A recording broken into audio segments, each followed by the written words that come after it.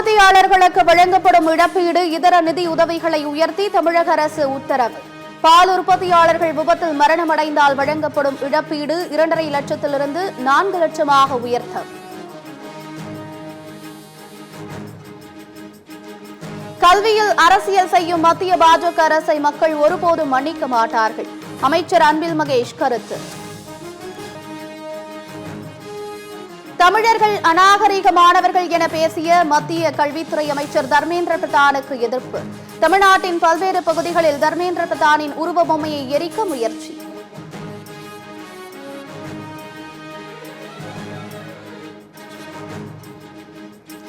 மத நல்லிணக்க மாநாட்டிற்கு மதுரை மாநகர் காவல்துறையும் ஆட்சி நிர்வாகமும் அனுமதி மறுத்திருப்பதை வன்மையாக கண்டிக்கிறோம். விசிக தலைவர் திருமாவளவன் பேச்சு.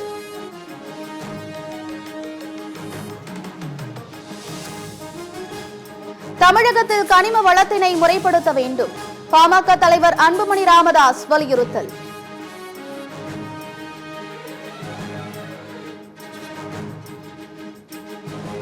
தீக்குச்சி வெளிச்சமாக இருக்கும் போராட்டம் தீப்பிழம்பாக மாறுவதற்குள் மத்திய அரசு திருத்திக் கொள்ள வேண்டும். அமைச்சர் சேகர் பாபு எச்சரிக்கை.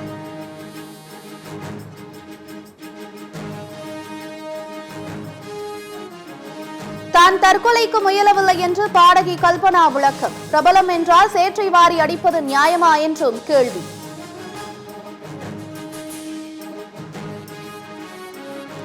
திமுக ஆட்சியை அகற்ற வேண்டும் என்று விஜய் நினைப்பது ஒருபோதும் நடக்காது. தமிழக காங்கிரஸ் கட்சியின் முன்னாள் தலைவர் திருநாவுக்கரசர் விமர்சனம். RSS அஜெண்டாவை தமிழக பாஜக மூலமாக தமிழ்நாட்டில் செயல்படுத்த மத்திய அரசு முயல்கிறது. செல்வ பெருந்தகை குற்றச்சாட்டு.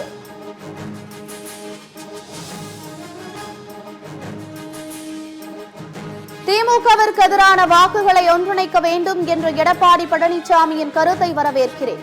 நாம் தமிழர் கட்சியின் தலைமை ஒருங்கிணைப்பாளர் சீமான் கருத்து. அரசுக்கு சொந்தமான நீர்நிலைகளை சேதப்படுத்தும் நபர்கள் மீது சட்டப்படி நடவடிக்கை எடுக்கப்படும். அமைச்சர் துரைமுருகன் எச்சரிக்கை.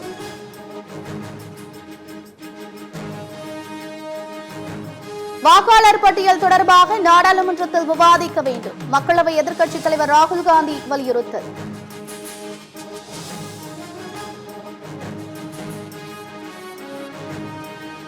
துபாயிலிருந்து தங்கம் கடத்திய வழக்கில் நடிகை ரன்யா ராவிடம் வருவாய் புலனாய்வு விசாரணை. கைதான நடிகை ரன்யா ராவுக்கு 24ஆம் தேதி வரை நீதிமன்ற காவல் விதித்து பொருளாதார குற்றவியல் நீதிமன்றம் உத்தரவு.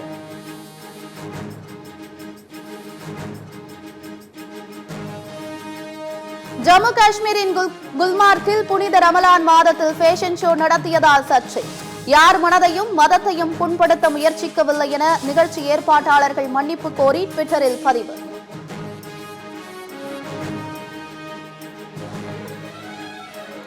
உலகம் முழுவதும் திடீரென எக்ஸ் தளம் முடங்கிய நிலையில் பயனர்கள் அவதியடைந்தனர். பிற்பகல் 3:45 மணி அளவில் எக்ஸ் சேவைகள் மீண்டும் பயன்பாட்டுக்கு வந்தது.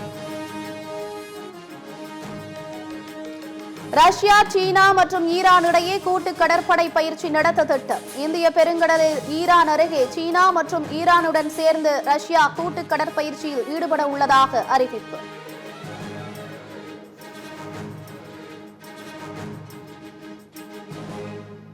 சாம்பியன்ஸ் டிராபியில் வருண் சக்கரவர்த்தி தான் தொடர் நாயகன் விருதுக்கு தகுதியானவர். ரவிச்சந்திரன் அஸ்வின் கருத்து.